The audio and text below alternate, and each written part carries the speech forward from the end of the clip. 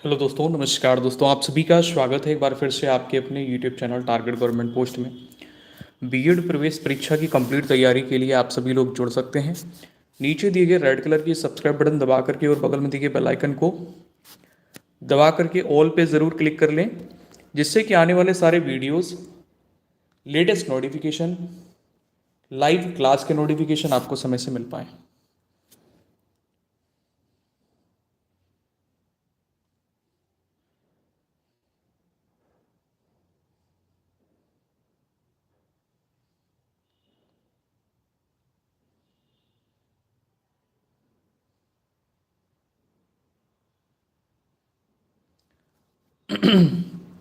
चलिए, जय हिंद सभी को। Good evening to all of you. Kamalkant Dubey, Batu Patel, Nancy, जूही, चलिए राजा, आशीष यादव, खुश रहो। चलो भाई, सभी लोग धीरे धीरे जुड़ते जा रहे हैं। वॉइस क्लियर आ रही है? एक बार जल्दी से चेक कर लेंगे सभी लोग। वॉइस क्लियर आ रही है? सभी लोग जल्दी से चेक कर लीजिए, वॉइस क्लियर आ रही है?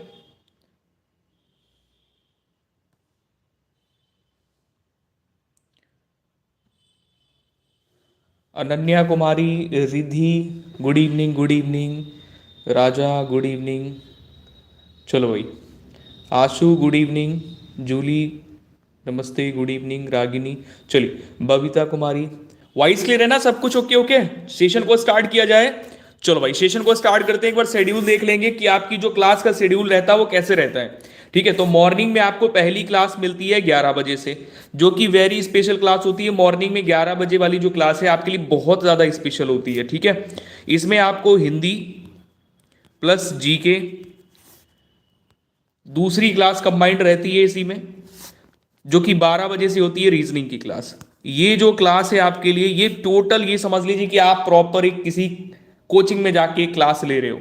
ठीक है, तो ये आपके लिए जो है ना एक फुल पैकेज है बीएड एंट्रेंस एग्जाम निकालने का। इसमें 150 क्वेश्चन आप कवर कर सकते हो। अगर यूपी बीएड की बात करें तो 150 क्वेश्चन, और 150 क्वेश्चन के साथ साथ आप 30 बोल रहा हूं, 300 प्लस नंबर गेन कर सकते हैं। ठीक है, चलिए। इसके बाद में आपकी 2 बजे से साइंस वाली क्लास होती है। जितने स्टूडेंट साइंस वर्ग के हैं, ध्यान दीजिएगा, साइंस वर्ग के जितने स्टूडेंट हैं, साइंस और मैथ की क्लास आपको मिलती है 2 बजे से डेली। शाम को 8 बजे से आपकी प्रैक्टिस क्लास होती है। जो लोग दिन में क्लास नहीं ले पाते वो शाम वाली क्लास ले सकते हैं। ठीक है, तो शाम की जो क्लास होती है ये आपकी प्रैक्टिस क्लास रहती है। चलिए, जय हिंद सभी को। क्लास को कंटिन्यू कर लेते हैं। शुरुआत पहले हम लोग करेंगे सामान्य ज्ञान से। सामान्य ज्ञान से कैसा पेपर आता है, हूबहू ऐसा ही एग्जाम हॉल में आपको पेपर देखने को मिलेगा। ठीक है, कैसे क्वेश्चन आते हैं, कौन कौन से टॉपिक हैं जो ज्यादा बीएड में पूछे जाते हैं। तो चलिए, पहला क्वेश्चन आपके स्क्रीन पर आ चुका है। सामान्य संतुलन विशेषण। सामान्य संतुलन विशेषण किसने विकसित किया था? 4 ऑप्शन दिए गए हैं। मार्शल ने किया था, रिकार्डो ने किया था, वालरस ने किया था, एडम स्मिथ ने किया था। दोस्तों यहां पर ध्यान देंगे, सामान्य संतुलन विशेषण किसने विकसित किया? तो वालरस ने किया था। ऑप्शन नंबर आपका यहां पे सी राइट हो जाएगा। अच्छा, वालरस ने किया था, ये फ्रेंच के अर्थशास्त्री थे और इन्होंने 1870 में यह सिद्धांत प्रस्तावित किया था। अगले क्वेश्चन पे आ जाइए। अगला क्वेश्चन यहां पे दूसरा नंबर आपके स्क्रीन पर है। यहां पर आपसे यह कह रहा है कि आंतरिक से व्यापार किससे संबंधित है? आंतरिक से व्यापार किससे संबंधित है? ट्रेड सेक्टर से है, शेयर मार्केट से है, क्रेडिट मार्केट से है, या घुड़दौड़ से है? तो आंतरिक के व्यापार संबंधी ये प्रश्न है। तो आंतरिक व्यापार शेयर मार्केट से संबंधित है। आंतरिक व्यापार जो है ये शेयर मार्केट से संबंधित है। जब कंपनी के मैनेजमेंट से जुड़ा व्यक्ति जानकारी होने के आधार पर शेयर खरीदता है या बेचता है, ठीक है, और इस तरीके से गलत तरीके से मुनाफा कमाता है, तो उसे आंतरिक व्यापार कहा जाता है। राइट, अगले क्वेश्चन पे आ जाएंगे। अगला क्वेश्चन ये रहा आपके स्क्रीन पर। 12वीं पंचवर्षीय योजना का कार्यकाल क्या है? 12वीं पंचवर्षीय योजना का जो कार्यकाल रहा वो क्या? 12वीं पंचवर्षीय, सर बीएड करते समय टेट कर सकते हैं क्या? हाँ बिल्कुल, क्यों नहीं। पहले बीएड आप करिए, प्रवेश लीजिए, ठीक है। जैसे ही आपके 2 सेमेस्टर कवर हो जाएं, आप टेट फॉर्म भर दीजिएगा। चलिए, तीसरा नंबर प्रश्न आपके स्क्रीन पर है। राइट आंसर यहां पर हो जाएगा ऑप्शन नंबर बी, 2012 से 2017, ये पंचवर्षीय योजना का कार्यकाल है। नेक्स्ट क्वेश्चन पे आ जाएंगे। अगला क्वेश्चन ये रहा आपके स्क्रीन पर, चौथा नंबर। यहां पर आपसे ये पूछ रहा है कि एकात्मक सरकार में समस्त शक्ति किसके हाथ में होती है। बहुत अच्छा क्वेश्चन है। देखिए, एकात्मक, ध्यान दीजिएगा, एकात्मक सरकार में समस्त शक्ति किसके हाथ में होती है। चौथे नंबर पे राइट आंसर आप क्या कर लोगे? केंद्रीय सरकार। क्या हो जाएगा? केंद्रीय सरकार। नेक्स्ट क्वेश्चन पे आ जाइए। अगला क्वेश्चन ये रहा आपके स्क्रीन पे, पांचवा नंबर। पांचवें नंबर क्वेश्चन में आपसे ये पूछा गया है, ध्यान दीजिएगा, कैसे प्रश्न पूछे जाते हैं बीएड एंट्रेंस एग्जाम में। भारतीय कला का वह कौन सा स्कूल है जो ग्रेको रोमन बौद्ध आर्ट के नाम से भी जाना जाता है? दोस्तों, मौर्य है, शुंग है, गांधार है या गुप्त है? पांचवें नंबर पे राइट आंसर हो जाएगा गांधार काल का एक प्रसिद्ध भारतीय प्राचीन कला है। गांधार कला जो है, गांधार काल की अगर बात की जाए, ये ऑप्शन नंबर सी, गांधार कला, गांधार कला एक प्रसिद्ध भारतीय प्राचीन कला है। इसका उल्लेख संस्कृत साहित्य में मिलता है। तो right answer option number C हो जाएगा। नेक्स्ट क्वेश्चन पे आ जाइए। अगला क्वेश्चन यहाँ पे छठा नंबर आपकी स्क्रीन पर है। निम्नलिखित में से कौन से पल्लव राजा ने चालुक्य सम्राट राजा पुलकेशिन द्वितीय को पराजित करके और उनका वध करके वाट पिकोंडा का किताब हासिल किया? Good evening Neha Mishra, good evening. चलिए, छठे नंबर पे राइट आंसर आप लोग क्या करोगे? यहां पर हो जाएगा नरसिंह वर्मन प्रथम। नेक्स्ट क्वेश्चन पे आ जाइए। अगला क्वेश्चन यहां पर ये रहा, सातवां नंबर आपके स्क्रीन पर है। यहां पर आपसे कह रहा है कि पेड़ों की कतारों के बीच में, पेड़ों की कतारों के बीच में फसलें उगाने को क्या कहते हैं?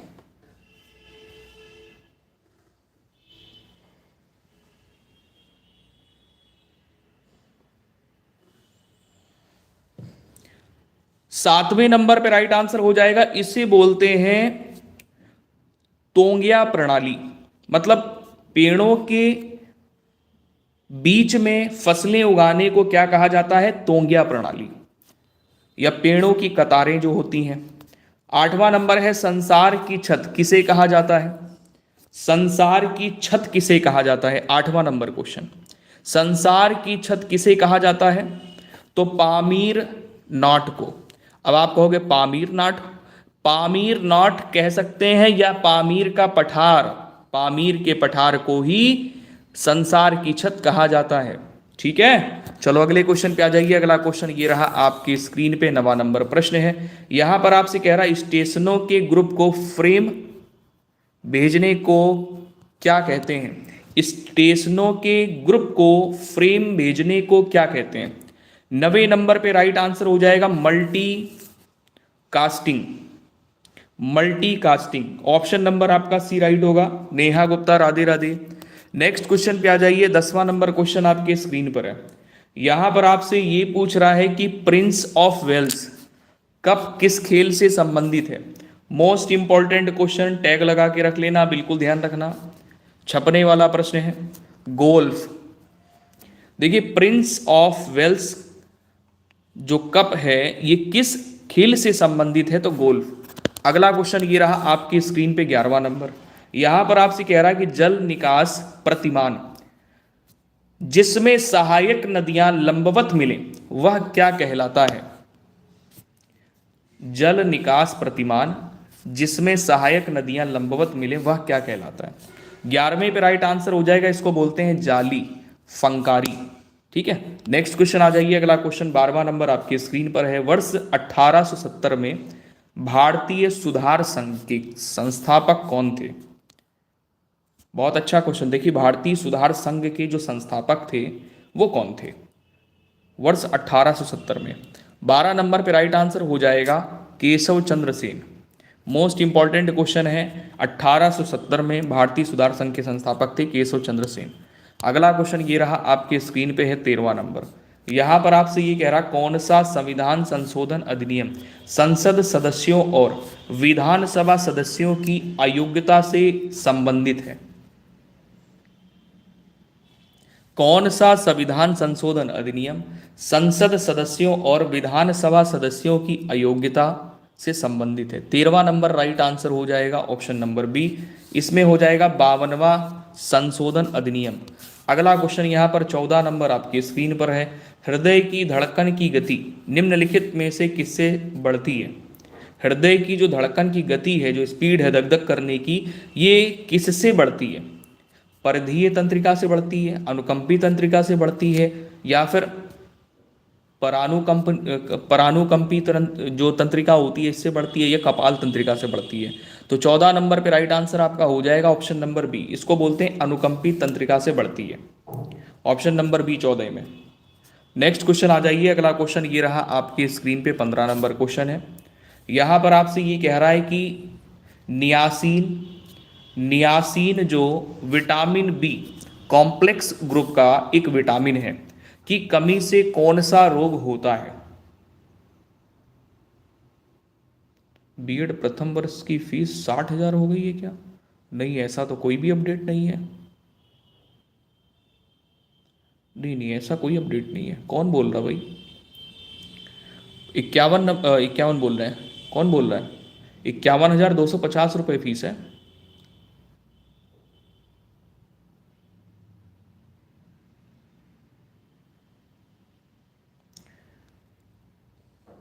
प्राइवेट की। 15 नंबर पे राइट आंसर ऑप्शन नंबर यहां पे बी हो जाएगा, पेलेग्रा। नेक्स्ट क्वेश्चन आ जाइए, अगला क्वेश्चन ये रहा आपके स्क्रीन पे 16 नंबर क्वेश्चन है। यहां पर आपसे ये कह रहा है कि पृथ्वी के कोर यानी केंद्रीय भाग को और किस नाम से जाना जाता है। 16 नंबर पे देखिए राइट आंसर क्या करोगे, गुरुमंडल कहते हैं। पृथ्वी के कोर यानी जो केंद्रीय भाग है, जो केंद्रीय भाग है, इसको किस नाम से जाना जाता है, तो क्या हो जाएगा, गुरुमंडल। अगला क्वेश्चन ये रहा आपके स्क्रीन पे 17 नंबर। यहां पर आपसे कह रहा है कि विरोधी गुणों का युग्म जो सामान्य विशेषताओं को नियंत्रित करे क्या कहलाता है। विरोधी गुणों का युग्म जो सामान्य विशेषताओं को नियंत्रित करे क्या कहलाता है। 17 पे राइट आंसर आपका क्या हो जाएगा, युग्म विकल्पी, जिसको एलील भी कहते हैं। क्या बोलते हैं, एलील।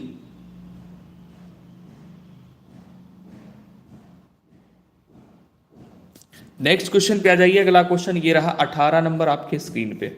इसमें कह रहा है इलेक्ट्रॉन का एंटी पार्टिकल क्या है।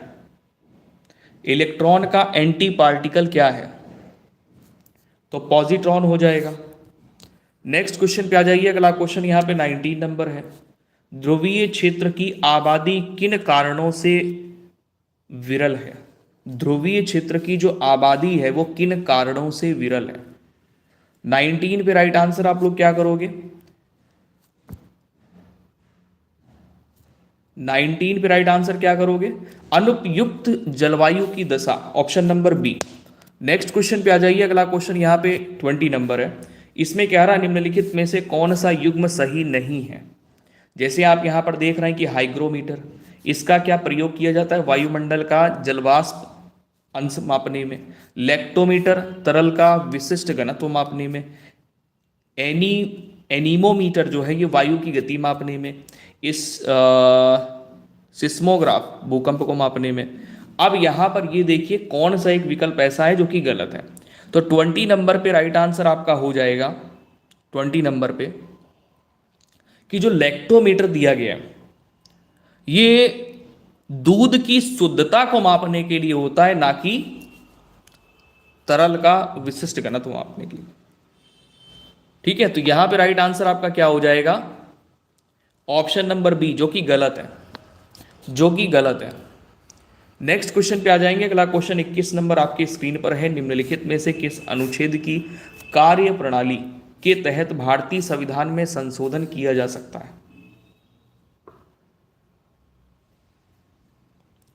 बहुत अच्छा क्वेश्चन है। कह रहा है कि बताइए किस अनुच्छेद की कार्य प्रणाली के तहत भारतीय संविधान में संशोधन किया जा सकता है।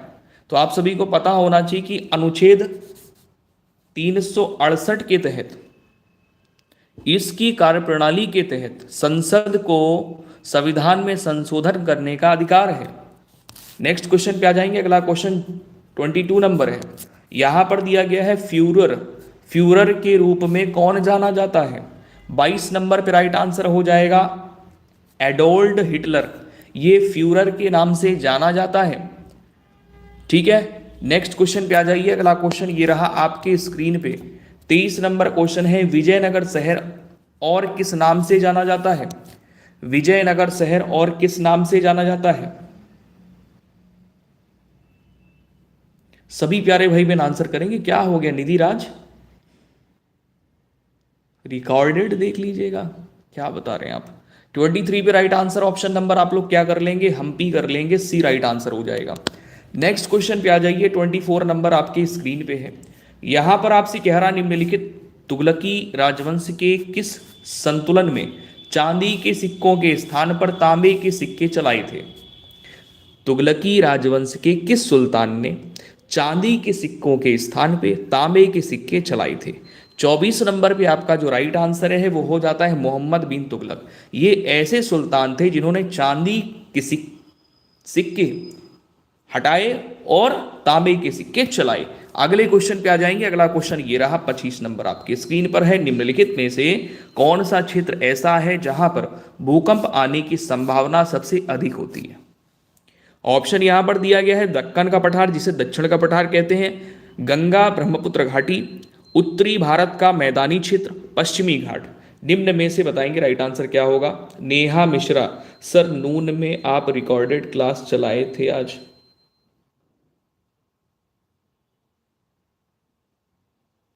बीएड प्रवेश परीक्षा 25 अप्रैल को ही संभावित होगी सर, या भी आगे बढ़ेगी? नहीं नहीं, 25 को होगी, 25 को होगी, ये अपने दिमाग से निकाल दीजिए। साक्षी गुप्ता बहुत लेट हो गई बेटा, गुड इवनिंग। ठीक है, यहां पर आ जाइए। 25 नंबर पे राइट आंसर आप लोगों का क्या हो जाएगा? ऑप्शन नंबर बी हो जाएगा, गंगा ब्रह्मपुत्र घाटी, option number B.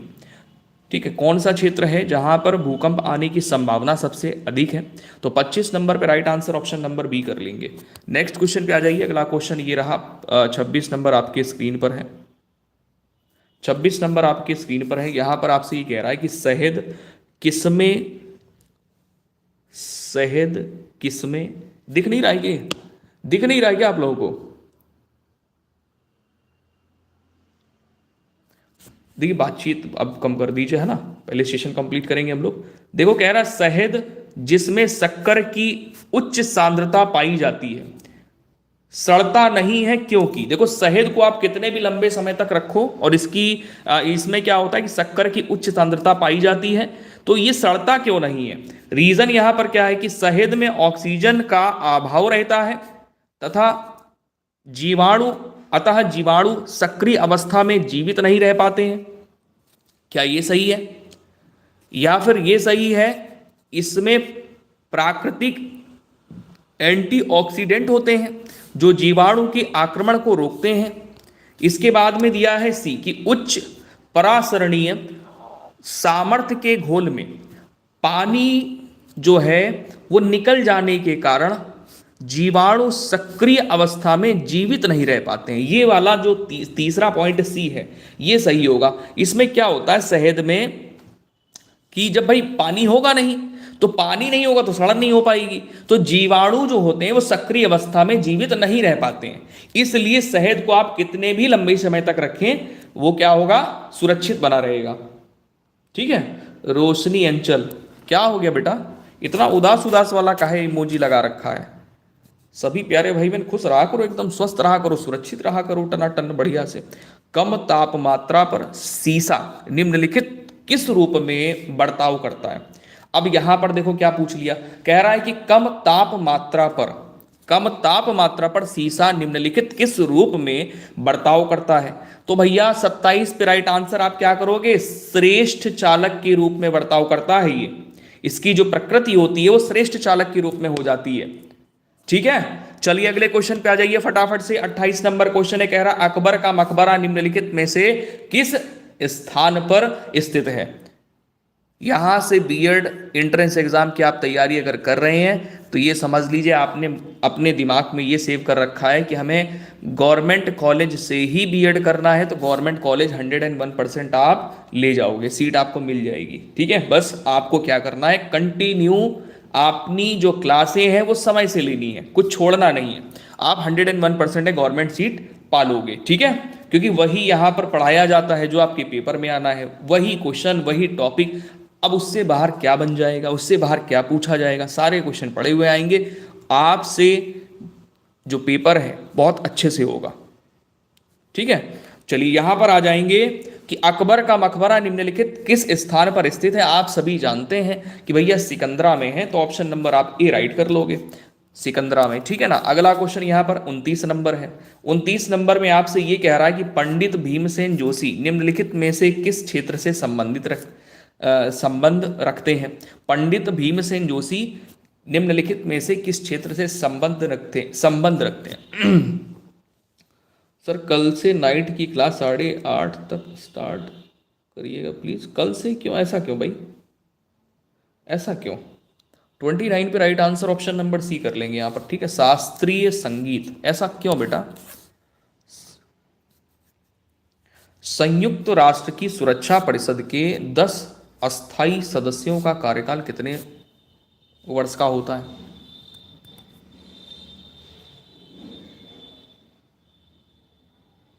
Thirty number question आप सभी के स्क्रीन पर है। सभी लोग फटाफट से आंसर करेंगे कि भाई 4 वर्ष का होता है, 2 वर्ष, 5 वर्ष या फिर 3 वर्ष का।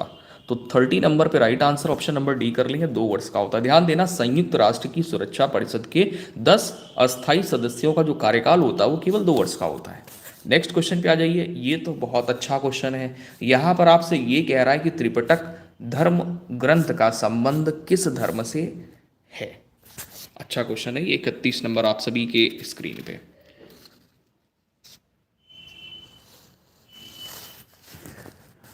इकतीस नंबर पे राइट आंसर आप लोग क्या कर लोगे, बौद्ध।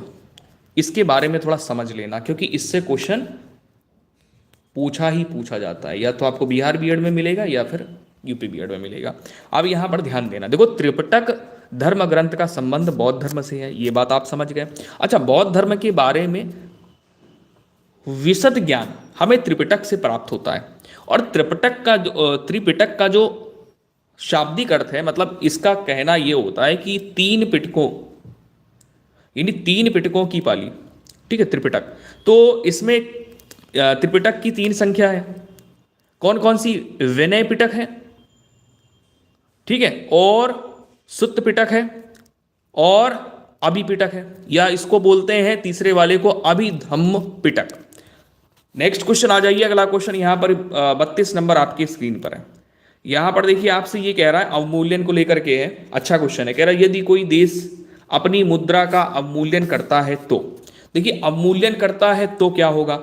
अगर कोई देश अपनी मुद्रा का अवमूल्यन करता है, ध्यान देना, तो निर्यात सस्ता तथा आयात महंगा हो जाता है। क्या होता है कि निर्यात सस्ता हो जाता है और आयात महंगा हो जाता है। नेक्स्ट क्वेश्चन पे आ जाइए। अगला क्वेश्चन यहां पर 33 नंबर ये रहा आपके स्क्रीन पे। निम्नलिखित में से कौन सी अधातु अपनी तरलीय अवस्था में अपरूपता प्रदर्शित करती है। 33 नंबर पे राइट आंसर क्या कर लोगे, सल्फर। ऑप्शन नंबर आपका यहां पे क्या राइट होगा, बी, सल्फर हो जाएगा। नेक्स्ट क्वेश्चन पे आ जाइए। अगला क्वेश्चन ये रहा 34 नंबर आपके स्क्रीन पे। यहां पर आपसे कह रहा है कि जीडीपी सूचकांक के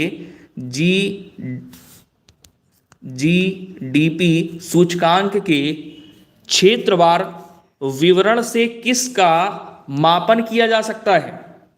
जीडीपी सूचकांक के क्षेत्रवार विवरण से किसका मापन किया जाता है। तो 34 पे राइट आंसर हो जाएगा देश का आर्थिक विकास। इस टॉपिक से रिलेटेड क्वेश्चन आपके एग्जाम में पूछे जा रहे हैं। नेक्स्ट क्वेश्चन पे आ जाएंगे। अगला क्वेश्चन यहां पर 35 नंबर है। इसमें कह रहा रागिनी किस राज्य की लोकप्रिय गीत शैली है। रागिनी किस राज्य की लोकप्रिय गीत शैली है? तो 35 पे राइट आंसर आप लोग क्या करोगे, रागिनी जो है ये हरियाणा राज्य की लोकप्रिय गीत शैली है। ठीक है, हाँ बिल्कुल ध्यान रखिएगा, रागिनी किस राज्य से संबंधित है, तो हरियाणा से। अगला क्वेश्चन ये रहा आपके स्क्रीन पे 36 नंबर। 36 में आपसे ये कह रहा है निम्नलिखित में से कौन सी सीमा रेखा रेडक्लिफ रेखा कहलाती है? बहुत अच्छा क्वेश्चन, इसमें टैग लगाएंगे मोस्ट इंपॉर्टेंट का। दोस्तों 36 नंबर क्वेश्चन में ध्यान देना। पहली बात तो यह है कि भारत तथा पाकिस्तान को विभाजित करने वाली रेखा कौन सी है, तो रेडक्लिफ रेखा है। ठीक है, आपसे पूछ सकता है प्रश्न कि भारत और पाकिस्तान के बीच की रेखा कौन सी है, सीमा रेखा, तो आप लोग करोगे कि सीमा रेखा रेडक्लिफ है। ठीक है, तो यहां पर देखो उल्टा पूछ लेगा कि रेडक्लिफ रेखा कहलाती है, तो भारत तथा पाकिस्तान के बीच की रेखा सीमा रेखा। 37 नंबर आपके स्क्रीन पर है। सारे क्वेश्चन बहुत इंपॉर्टेंट हैं, पेपर आपको ऐसा ही मिलेगा हूबहू जैसा आपके स्क्रीन पर दिख रहा है। दीपिका कुमारी का संबंध निम्नलिखित में से किस खेल से है? बताओ किसको नहीं पता है। दीपिका कुमारी जो कि झारखंड की खिलाड़ी हैं और ये अंतर्राष्ट्रीय स्तर की खिलाड़ी हैं, ये किससे संबंधित है? तीरंदाजी से। किससे संबंधित है? तीरंदाजी से। ऑप्शन नंबर आपका ए यहां पर करेक्ट हो जाएगा। नेक्स्ट क्वेश्चन आ जाओ। अगला क्वेश्चन ये रहा आपकी स्क्रीन पर है, स्पीड बढ़ाइए। इबोला शब्द से आप क्या समझते हैं? इबोला शब्द से आप क्या समझते हैं? 38 पे राइट आंसर क्या हो जाएगा? पश्चिमी अफ्रीका में एक विषाणु रोग प्रकोप। पश्चिमी अफ्रीका में एक विषाणु रोग प्रकोप। इबोला शब्द से आप क्या समझते हैं? तो पश्चिमी अफ्रीका में एक विषाणु रोग प्रकोप। 38 पे राइट आंसर ऑप्शन नंबर ए बिल्कुल करेक्ट हो जाएगा। ठीक है ना, इबोला जो है ये पश्चिमी अफ्रीका में एक विषाणु जनित रोग प्रकोप है। अगला क्वेश्चन ये रहा आपकी स्क्रीन पे है 39 नंबर क्वेश्चन। यहां पर आपसे कह रहा कि एड्स का विषाणु किसकी वृद्धि को प्रभावित करता है? हीमोग्लोबिन, रक्त में आरबीसी, रक्त में टीबी कोशिका और मस्तिष्क में कोशिका। तो ये चार विकल्पों में से सही विकल्प क्या करोगे? जैसे ये विषाणु की बात कर रहा है, तो एड्स का विषाणु किसकी वृद्धि को प्रभावित करता है? मतलब हीमोग्लोबिन की जो हमारे शरीर में वृद्धि होती है उसको प्रभावित कर देता है, रक्त में जो आरबीसीज होती हैं उनको प्रभावित कर देता है। तो देखो भाई समझना कि ये क्या करता है कि रक्त में जो टी कोशिका होती है उनको प्रभावित करता है, जिसको हम लोग बोलते हैं टी सेल्स। क्या बोलते हैं? टी सेल्स बोलते हैं। ठीक है ना, टी सेल्स को क्या कर देता है? ये प्रभावित कर देता है। तो जो इसकी वृद्धि होती है वो रुक जाती है, वृद्धि होती नहीं है, प्रभावित हो जाता है। ठीक है, अगला क्वेश्चन ये रहा आपके स्क्रीन पे 40 नंबर। 40 नंबर क्वेश्चन में आपसे कह रहा निम्नलिखित में से कौन नाइट्रोजनीय उर्वरक नहीं है? निम्न में से कौन है जो कि नाइट्रोजनीय उर्वरक नहीं है? चार विकल्प आपके स्क्रीन पर दिए गए हैं, ammonium sulphate, urea, ammonium nitrate और सुपरफास्फेट। दोस्तों आपसे ये कह रहा नाइट्रोजनीय उर्वरक नहीं है, मतलब ये किसमें नहीं पाया जाता है? तो राइट आंसर 40 में क्या हो जाएगा? Option number D, superphosphate. Superphosphate nitrogen का यौगिक नहीं है। अगला क्वेश्चन यहां पर 41 नंबर आपकी स्क्रीन पर है। यहां पर आपसे कह रहा है कि परम शून्य ताप की वह स्थिति जिस पर अब देखो परम शून्य ताप की कौन सी स्थिति है? चार विकल्प आपके स्क्रीन पर दिए गए। तो पहला ही सही है कि गैसों में आणविक गति घटने लगती है।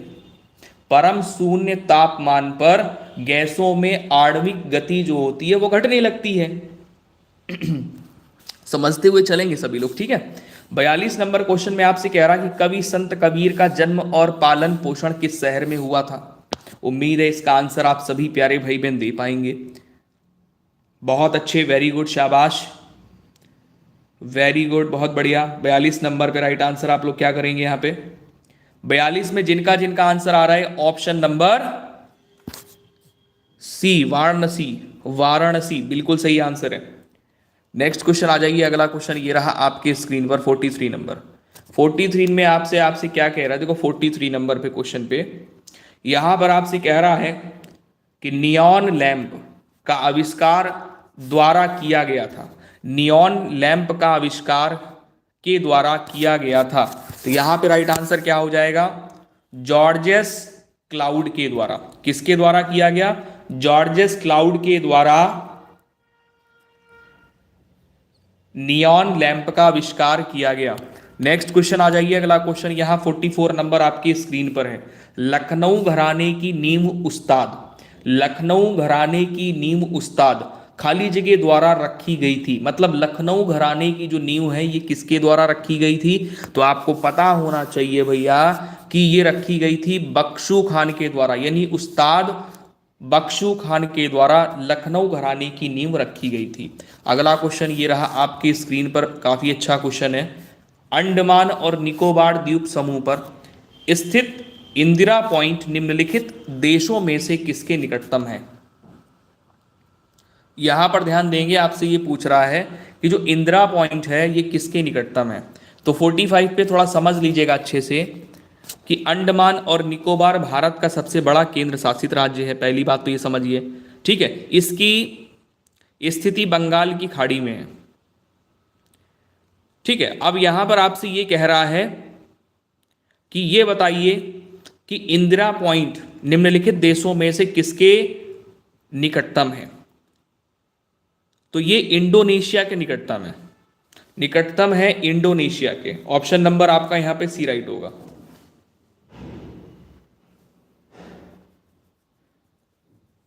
इंडोनेशिया के निकटतम है ये। नेक्स्ट क्वेश्चन पे आ जाइए, अगला क्वेश्चन ये रहा आपकी स्क्रीन पर है। ब्यूनस आयर्स किस देश की राजधानी है? ब्यूनस आयर्स किस देश की राजधानी है? 46 पे राइट आंसर आप क्या करोगे? Argentina, option number C right है। नेक्स्ट क्वेश्चन आ जाइए, 47 नंबर क्वेश्चन आपकी स्क्रीन पर है। राष्ट्रीय उद्यान में सबसे अधिक एक सींग वाले गेंडा पाए जाते हैं। राष्ट्रीय उद्यान में, मैंने क्वेश्चन पढ़ाया हुआ था, राष्ट्रीय उद्यान में सबसे अधिक एक सींग वाले गेंडा पाए जाते हैं। 47 पे मैंने आपको बताया हुआ था काजीरंगा में। कहां पाए जाते हैं? काजीरंगा में। तो आंसर आप यहां पर क्या करोगे? Kaziranga, option number C. Next question पे आ जाइए, अगला क्वेश्चन यहां पर है। इम्फाल किस भारतीय जो है ना राज्य की राजधानी है? इम्फाल किस राज्य की राजधानी है? 48 पे राइट आंसर आप लोग क्या करोगे? बहुत बढ़िया, आंसर हो जाएगा मणिपुर की राजधानी इम्फाल है। नेक्स्ट क्वेश्चन पे आ जाइए, 49 नंबर क्वेश्चन। भारत में निम्नलिखित में से कौन सा शहर कर्क रेखा से सबसे दूर है? कर्क रेखा से सबसे दूर है 49 पे। कर्क रेखा भारत के मध्य से होकर गुजरती है। यह भारत के 8 राज्य से होकर गुजरती है। अब यहां पर आपसे ये कह रहा है कि कौन सा शहर कर्क रेखा से दूर है? तो सबसे दूर आपका जो है वो भुवनेश्वर है। क्या है? भुवनेश्वर। ऑप्शन नंबर आपका यहाँ पे डी राइट होगा, ठीक है। और 8 राज्य कौन कौन से हैं? गुजरात है, राजस्थान है, मध्य प्रदेश है, छत्तीसगढ़ है, झारखंड है, पश्चिम बंगाल है, त्रिपुरा है, मिजोरम है। नेक्स्ट क्वेश्चन पे आ जाइए, अगला क्वेश्चन ये रहा आपकी स्क्रीन पर, 50 नंबर है। 50 आप लोगों ने मार दिया है, 50 क्वेश्चन जीके के निपटा दिए हैं। इसके बाद में हम लोग शुरू करेंगे हिंदी के ताबड़तोड़ क्वेश्चन। हॉर्नबिल महोत्सव निम्नलिखित में से किस राज्य में मनाया जाता है? 50 नंबर क्वेश्चन है। हॉर्नबिल महोत्सव जो है ना किस राज्य में मनाया जाता है? सभी लोग बताएंगे। नागालैंड में। बहुत बढ़िया, शाबाश, वेरी गुड। नेक्स्ट क्वेश्चन पे आ जाइए, अगला क्वेश्चन ये रहा आपके स्क्रीन पे। अब यहां पर देखो क्या कह रहा है कि देवनागरी लिपि का सही विकास क्रम क्या है? यानी जो देवनागरी लिपि है हिंदी भाषा की, इसका विकास का सही क्रम क्या है? 51 पे बहुत सारे हमारे प्यारे भाई बहन जुड़े हुए हैं। क्लास अगर आपको अच्छी लगे तो लाइक भी करें और शेयर जरूर करें, ठीक है। चलिए, बहुत बढ़िया। 51 पे राइट आंसर आप लोग कर लेंगे कि ब्राह्मी लिपि, फिर उसके बाद में गुप्त लिपि आ गई, फिर नागरी लिपि आ गई, फिर देवनागरी लिपि है, ठीक है। देवनागरी लिपि से पहले कौन सी थी? नागरी लिपि थी, ठीक है। अगर शुरुआत में सबसे पहले पूछा जाएगा तो ब्राह्मी लिपि थी। ब्राह्मी लिपि के बाद में गुप्त लिपि आ गई, फिर नागरी लिपि, फिर देवनागरी लिपि। ये सही क्रम है। ऑप्शन नंबर आपका सी बिल्कुल करेक्ट होगा। नेक्स्ट क्वेश्चन आ जाइए, अगला क्वेश्चन 52 नंबर आपकी स्क्रीन पर है। यहां पर आपसे ये कह रहा है कि दिए गए शब्दों में से अशुद्ध शब्द पहचानिए। दिए गए शब्दों में से अशुद्ध शब्द को पहचानिए। 52 पे राइट आंसर ऑप्शन नंबर आप लोग यहां पर क्या कर लोगे? पश्चाताप करोगे। क्या करोगे? पश्चाताप। अशुद्ध है, गलत लिखा है। पढ़ने में ही समझ में आ रहा था, जब मैंने पढ़ा तो मुझे खुद ही गलती समझ में आई। तो पढ़ने में ही आप गलती करोगे, यानी जब आप इसको शुद्ध लिखोगे तो कैसे लिखोगे? शुद्ध लिखने के लिए यहाँ पर जो आप देख रहे हो हलंत लगा हुआ है, इसको हटा दोगे, तो इसको हटा दीजिए, शुद्ध हो गया ये। ठीक है, नेक्स्ट आ जाइए।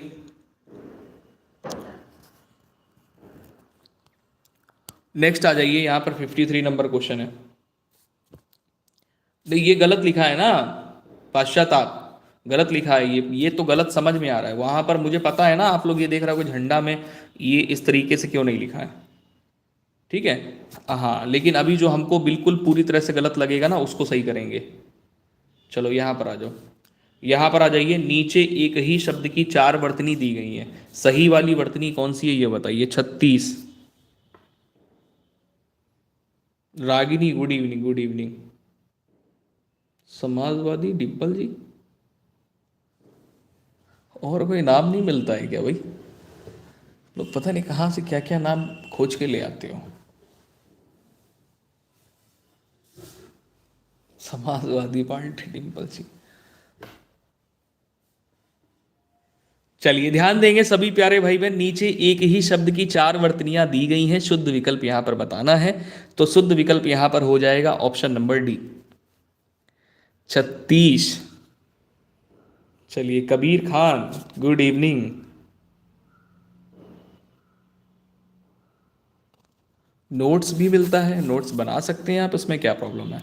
54 पे आ जाइए, हस्तक्षेप का शुद्ध शब्द बताइए। चलिए सभी प्यारे भाई बहन आंसर करेंगे। देखिए हस्तक्षेप का सही शुद्ध शब्द कौन सा होगा। 54 पे राइट आंसर ऑप्शन नंबर हो जाता है, देखिए यहां पर जो ता में बड़ा की मात्रा लगी हुई है ना, ये नहीं होनी चाहिए। तो सही कौन सा लिखा है, ऑप्शन नंबर सी में हस्तक्षेप होता है, ना कि हस्ताक्षेप। ठीक है, नेक्स्ट क्वेश्चन पे आ जाइए। अगला क्वेश्चन ये रहा, 55 नंबर आपके स्क्रीन पे है। काफी अच्छा क्वेश्चन कह रहा है, किस वर्ण का उच्चारण स्थान कंठ तालु है। किस वर्ण का उच्चारण स्थान कौन सा है, कंठ तालु है। कंठ और तालु से उच्चारित होने वाले जो वर्ण हैं वो कौन कौन से निम्न में से, तो ए है और ए है। तो ऑप्शन नंबर आपका यहाँ पर ये राइट हो जाएगा बी। बहुत बढ़िया, शाबाश, वेरी गुड। नेक्स्ट क्वेश्चन आ जाइए। अगला क्वेश्चन यहाँ पर 56 नंबर है। निम्नलिखित में से कौन टा वर्ग में नहीं है। निम्नलिखित में से कौन है जो कि टा वर्ग में नहीं है। ये क्लास 8 बजे से आपकी स्टार्ट होती है। सभी प्यारे भाई बहन ध्यान देंगे, 8 बजे से आपकी डेली क्लास रहती है शाम को। तो यहाँ पर टा वर्ग में कौन सा नहीं है, देखिए टा वर्ग में ठा आता है, डा आता है, डा आता है, ये धा नहीं आता है। तो ऑप्शन नंबर आपका सी यहाँ पर भी राइट हो जाएगा। नेक्स्ट क्वेश्चन आ जाइए। यहाँ पर आपसे कह रहा है राज्यपाल में कौन सी संज्ञा है। राज्यपाल शब्द में कौन सी संज्ञा है। सभी प्यारे भाई बहन फटाफट से आंसर करेंगे। और भाई सेशन को लाइक कुछ प्यारे भाई बहनों ने नहीं किया है, अगर आपको क्लास अच्छी लग रही तो लाइक करके हमें इंडिकेट मोटिवेट ज़रूर कर दिया करें सभी प्यारे भाई बहन। 57 पे राइट आंसर यहाँ पर आप लोग क्या करेंगे, राज्यपाल जो है ये एक जातिवाचक संज्ञा शब्द है, तो ऑप्शन नंबर आपका बी राइट हो जाएगा। नेक्स्ट क्वेश्चन आ जाइए। यहाँ पर 58 नंबर आपके स्क्रीन पर है। भरोसे में शब्द का कौन सा रूप है। भरोसे शब्द में आपसे रूप पूछा गया है इसका, भरोसे शब्द का। तो 58 पे राइट आंसर आप लोग क्या कर लोगे, विशेषण तो है नहीं, ये क्रिया विशेषण शब्द भी नहीं है, समुच्चय बोधक नहीं है, तो संबंध बोधक हो जाएगा। भरोसे 58 पे भरोसे शब्द संबंध बोधक अव्यय। ठीक है, नेक्स्ट क्वेश्चन पे आ जाइए। अगला क्वेश्चन यहाँ पर ये रहा आपके स्क्रीन पर, 59 नंबर क्वेश्चन है। यहाँ पर आपसे कह रहा इनमें से किस वाक्य में संदेहार्थक क्रिया का रूप प्रयुक्त हुआ है। दोस्तों 59 पे राइट आंसर आपका क्या हो जाएगा, डी। तुमने अखबार पढ़ा होगा। तुमने अखबार पढ़ा होगा, तो जहां पर आपको होगा, होगी, होगे मिल जाए वहां पर आप क्या करोगे, संदेह करोगे। तो राइट आंसर आप लोग क्या बना लोगे यहां पर, संदेहार्थक। नेक्स्ट क्वेश्चन पे आ जाइए। अगला क्वेश्चन यहाँ पर ये रहा, 60 नंबर आपके स्क्रीन पर है। इसमें है अनुकरणात्मक क्रिया नहीं है। अनुकरणात्मक क्रिया निम्न में से कौन सी नहीं है 60 में। तो राइट आंसर क्या हो जाएगा भाई, अनुकरणात्मक क्रिया कौन सी नहीं है। मतलब देखो अनुकरणात्मक क्रिया का मतलब ये होता है, जैसे आपने यहाँ पर देखा हिन हिनाना, फड़फड़ाना, मिमियाना, तो ये कंटिन्यू एक क्रिया होती जाती है बार बार। ठीक है, और झुठलाना कोई एक ऐसी क्रिया नहीं है जो कंटिन्यू हो रही हो। हिनहिनाना, फड़फड़ाना और मिमियाना ये अनुकरणात्मक क्रिया है। ये कैसी है? अनुकरणात्मक क्रिया है, ठीक है, जिनमें ठहराव नहीं होता है। नेक्स्ट क्वेश्चन पे आ जाइए। अगला क्वेश्चन ये रहा, 61 नंबर आपके स्क्रीन पर है। यहां पर आपसे कह रहा है कि क्रिया के अर्थ में विशेष क्रिया के अर्थ में विशेषता प्रकट करने वाले अव्यय को क्या कहते हैं? 61 नंबर पे क्रिया के अर्थ में विशेषता प्रकट करने वाले अव्यय को क्या कहते हैं? तो क्रिया विशेषण कहते हैं। क्या कहते हैं? क्रिया विशेषण। ऑप्शन नंबर डी राइट होगा। नेक्स्ट क्वेश्चन पे आ जाइए। 62 नंबर क्वेश्चन आपकी स्क्रीन पर है। मुझे किस प्रकार का सर्वनाम है? मुझे किस प्रकार का सर्वनाम है? मुझे किस प्रकार का सर्वनाम है? देखो, मुझे की अगर बात करें तो मुझे हो गया, मैं हो गया, ठीक है, और हम हो गया। ये सर्वनाम किसके अंतर्गत आते हैं? उत्तम पुरुष सर्वनाम के अंतर्गत। तो ऑप्शन नंबर आपका ई राइट होगा, ठीक है। नेक्स्ट क्वेश्चन आ जाइए। अगला क्वेश्चन यहाँ पर 63 नंबर है। वह किधर गया? वाक्य में जो किधर शब्द है ये कैसा शब्द है? गुणवाचक विशेषण है, कालवाचक क्रिया विशेषण है, प्रश्नवाचक सर्वनाम है, या उपरोक्त में से कोई नहीं? दोस्तों 63 नंबर पे राइट आंसर आप लोग क्या करोगे? जिनका जिनका आंसर आ रहा है यहाँ पे प्रश्नवाचक चिन्ह देख करके, प्रश्नवाचक सर्वनाम बिल्कुल सही है, प्रश्नवाचक शब्द नहीं है, लेकिन आप यहां पर ये देखिए तो प्रश्नवाचक चिन्ह लगा हुआ है ना, तो प्रश्नवाचक सर्वनाम हो जाएगा यहाँ पे। किधर और कहां, बात तो वही है ना। चलो नेक्स्ट क्वेश्चन पे आ जाइए। अगला क्वेश्चन यहाँ पर 64 नंबर आपके स्क्रीन पर है। यहाँ पर आपसे ये कह रहा कि कौन सा शब्द क्रिया विशेषण है? जो क्रिया की विशेषता बताते हैं शब्द, उन्हें क्रिया विशेषण शब्द कहते हैं। 64 नंबर पे आपका राइट आंसर क्या हो जाता है भाई? सूर्योदय नहीं है, विगत भी नहीं है, नीला भी नहीं है, क्या हो जाएगा? धीरे धीरे। ये क्रिया विशेषण अव्यय है। नेक्स्ट क्वेश्चन पे आ जाइए। अगला क्वेश्चन यहाँ पर ये रहा 65 नंबर क्वेश्चन। यहाँ पर है सुकृत। क्या है? सुकृत वर्ण से सुंदर है। इस वाक्य में कौन सा कारक है? इस वाक्य में कौन सा कारक है? 65 नंबर पे दोस्तों राइट आंसर हो जाएगा अपादान कारक। यहां पर आपने पढ़ा, क्या पढ़ा? वाक्य सुकृत वर्ण से सुंदर है। जहां पर तुलना की जाए, जहां पर तुलना की जाए वहां पर क्या होता है? अपादान कारक। तो ठीक है ना, 65 पे राइट आंसर आप लोग क्या करोगे? अपादान कारक कर लोगे। नेक्स्ट क्वेश्चन पे आ जाएंगे। अगला क्वेश्चन ये रहा आपकी स्क्रीन पर है 66 नंबर। निम्नलिखित में से कौन सा शब्द है जो कि पुल्लिंग नहीं है? 66 नंबर पे पुल्लिंग शब्द निम्न में से कौन सा नहीं है? गाय स्त्रीलिंग शब्द है, आप सभी लोग जानते हैं। नेक्स्ट क्वेश्चन पे आ जाइए। अगला क्वेश्चन यहाँ पे 67 नंबर ये रहा आपकी स्क्रीन पे। तद्भव शब्द का चयन कीजिए। तद्भव शब्द का चयन कीजिए। 67 पे राइट आंसर क्या है? 67 पे राइट आंसर क्या है? तद्भव शब्द है मामा।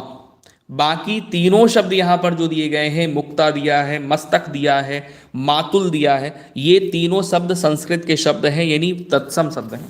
अगला क्वेश्चन यहां पर है चड़क। चड़क एक तत्सम शब्द है, इसका तद्भव क्या होगा? 68 पे राइट आंसर हो जाता है चना।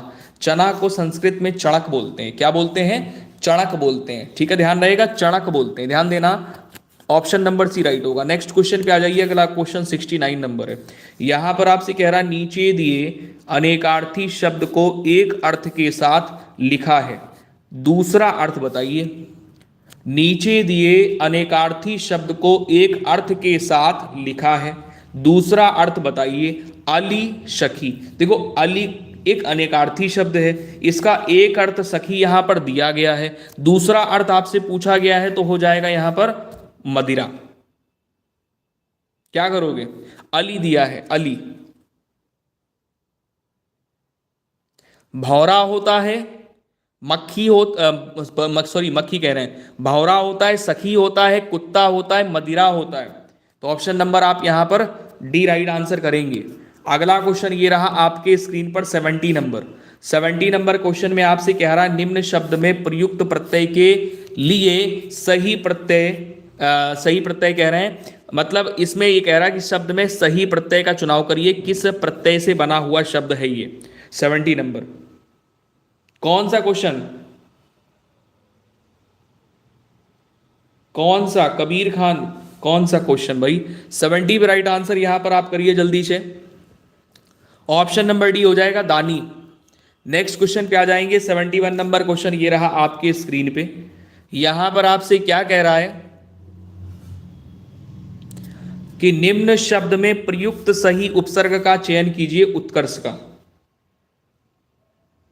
देखिए उत्कर्ष के लिए सही उपसर्ग क्या है, मतलब उत्कर्ष बना हुआ शब्द जो है इसमें किस उपसर्ग का प्रयोग किया गया है।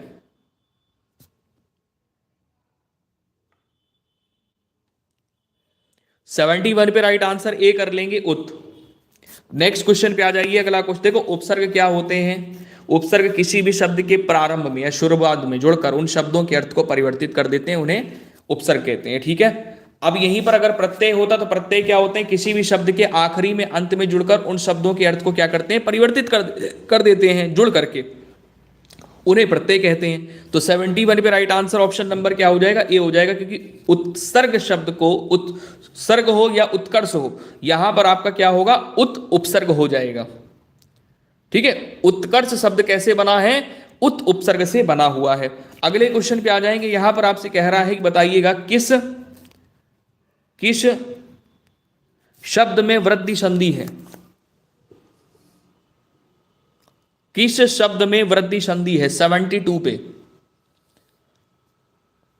सदैव में, सदैव में कैसे, तो सदा धन एव, क्या बना है, सदैव, यानी बड़ा आ और ए मिलकर के क्या बना रहा है, ए बना रहा है। ठीक है, तो यहां पे राइट आंसर क्या हो जाएगा, सदैव, option number A. Next question पे आ जाएंगे। यहां पर 73 नंबर क्वेश्चन है। यहां पर आपसे ये कह रहा, बताइएगा कि मतैक्य किस संधि का उदाहरण है। मतैक का सही संधि विच्छेद क्या होता है, तो देखो क्या बनता है, मत धन ऐक्य, ये बनता है। ठीक है, तो यहां पर ये बनता तो है, लेकिन जब आप बनाते हो तो मात्रा किसकी आ रही है, ए की। तो यहां पर जो मतैक्य बना है वो मत धन एक से बना है, और संधि यहां पर कौन सी है, तो वृद्धि संधि, अभी आप लोगों ने किया। नेक्स्ट क्वेश्चन पे आ जाइए। अगला क्वेश्चन यहां पर 74 नंबर है। यहां पर आपसे कह रहा है कि रत्नाकर का संधि विच्छेद क्या होगा। रत्नाकर का सही संधि विच्छेद करोगे 74 पे तो बन जाता है रत्न धन आकर, रत्नाकर, रत्न धन आकर रत्नाकर बनता है, रत्न धन आकर रत्नाकर बनता है। 74 पे राइट आंसर हो जाएगा दीर्घ स्वर संधि का उदाहरण है ये। अगला क्वेश्चन यहां पर 75 नंबर है। यहां पर आपसे ये कह रहा है कि महवर्य, महवर्य जो शब्द बना है, नहीं नहीं गलत लिखा, गलत लिखा है, गलत लिखा है, ये गलत लिखा है। 75 पे ध्यान देना, गलत लिखा हुआ है। यहां पर आपका बनेगा महाधन ऐश्वर्य। ठीक है, तो महेश्वरी बनेगा। कौन सी संधि नियम साहित्य है, कौन सी संधि का प्रयोग किया गया यहां पे,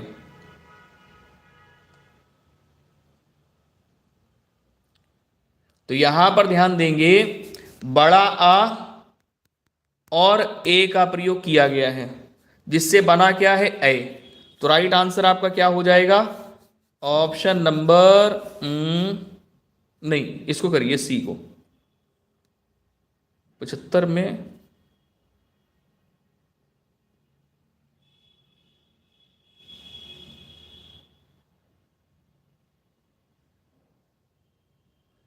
यहां पे गलत दिया है, ये होना चाहिए, तो ऑप्शन नंबर आपका डी, डी होना चाहिए, तो जो कि गलत दिया हुआ है। ठीक है, नेक्स्ट क्वेश्चन आ जाओ। यहां पर आओ 76 में। यहां पर आपसे ये कह रहा है, बताइएगा देश प्रेम में कौन सा समास है, उपयुक्त समास छांटिए।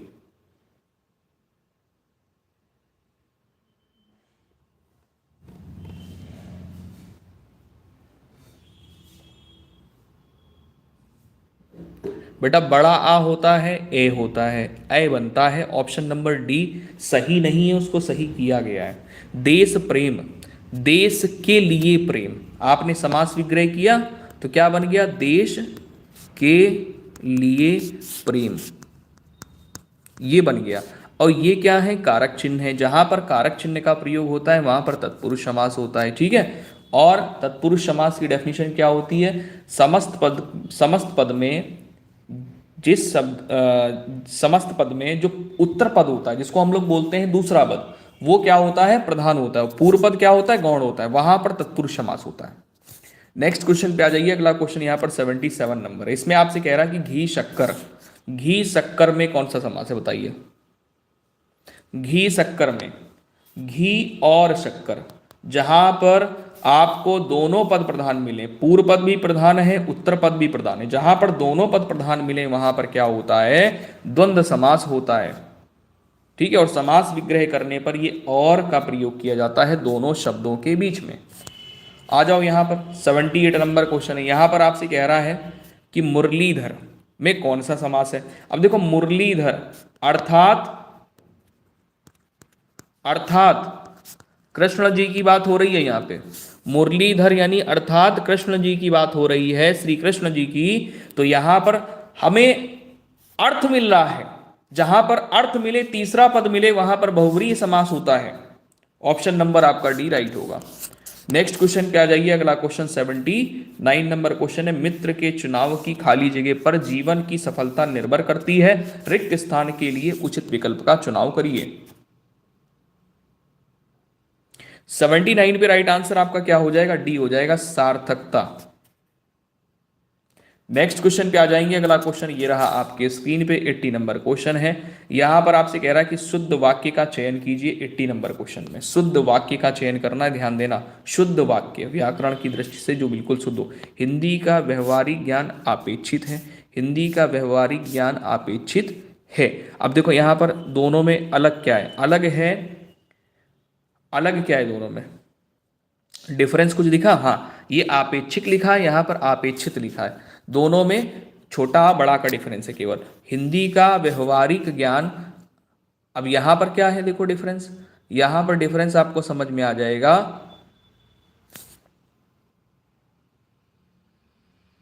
ये दोनों सेम कर दिए इसमें, ये और ये सेम है दोनों। हिंदी का व्यवहारिक ज्ञान अपेक्षित है, दोनों ही सेम कर दिए। चलो 80 नंबर पे राइट आंसर आप लोग क्या करोगे, ऑप्शन नंबर सी कर लोगे, ठीक है। बी भी सही है, सी भी सही है, अपेक्षित होगा, ठीक है। और मुझे लग रहा है डी वाला भी सेम है, हिंदी का व्यवहारिक, हाँ डी वाला भी सेम है। तीन विकल्प बिल्कुल सही सही दे दिए इसमें, बी सी डी। चलो अगले क्वेश्चन पे आ जाओ। 81 नंबर क्वेश्चन में तीनों सेम है, हाँ तीनों ही सही है। आपका भविष्य उज्जवल हो, तो उज्जवल ये गलत लिखा है, ये भी गलत लिखा है, ठीक है। अब यहाँ पर भविष्य गलत लिखा है, ये सही है ऑप्शन नंबर सी 81 में, क्योंकि यहाँ पर भविष्य भी सही है, उज्जवल भी सही है। नेक्स्ट क्वेश्चन आ जाइए। अगला क्वेश्चन 82 नंबर आपके स्क्रीन पर है, मैंने कल बम्बई जाना है, तो ये तो गलत है। मुझे कल बम्बई जाना है, मुझे कल बम्बई जाना, ये देखो शुद्ध वाला वाक्य मिल गया। 82 पे option number C. Next question आ जाएंगे। यहां पर देखिए 83 नंबर में आपसे कह रहा है कि निम्नलिखित वाक्य का भेद बताइए। हो सकता है तुम ठीक हो जाओ, देखो वाक्य क्या है, ये हो सकता है तुम ठीक हो जाओ, ये जो वाक्य दिख रहा है इसका भेद बताना है, ये वाक्य भेद बताना है। मतलब ये विधानवाचक वाक्य है, आज्ञावाचक वाक्य है, या संदेहवाचक वाक्य है, या विस्मय वाक्य। तो विस्मयादि चिन्ह आपको कहीं दिख नहीं रहा है तो ये तो होगा नहीं। आज्ञा यहाँ पर दे नहीं रहा है तो ये होगा नहीं। फिर आप यहाँ पर क्या करोगे, विधानवाचक करोगे या संदेहवाचक करोगे। तो हमें यहाँ पर क्या मिल रहा है, संदेहवाचक मिल रहा है। क्यों, क्योंकि कह रहा हो सकता है, जहाँ पर सकता शक्ति आ जाता है वहाँ पर संदेह हो जाता है, जब संदेह हो जाता है तो संदेहवाचक हो जाता है। नेक्स्ट क्वेश्चन पे आ जाइए। अगला क्वेश्चन ये रहा 48 नंबर क्वेश्चन आपके स्क्रीन पर है। अब जैसे आप ही कहो कि पेपर हम दे के आए, हो सकता है कि गवर्नमेंट कॉलेज मिल जाए। अब क्या है, जब पढ़ लिख करके अच्छे से पेपर दे के आओगे, सब पढ़ के तैयारी करके, तो आप संदेहवाचक वाक्य नहीं बोलोगे, सीधे सीधे बोलोगे कि पेपर हमारा अच्छा हुआ, रैंक अच्छी आएगी, गवर्नमेंट कॉलेज मिल जाएगा। 84 पे राइट आंसर ऑप्शन नंबर ए कर लेंगे, अंबु, जो कि गाय का पर्यायवाची नहीं है। ठीक है, समझ गए सभी लोग। 84 पे नेक्स्ट क्वेश्चन पे आ जाइए। अगला क्वेश्चन ये रहा आपकी स्क्रीन पे, 85 नंबर है। यहां पर आपसे कह रहा निम्नलिखित में से राक्षस का पर्यायवाची शब्द कौन सा नहीं है।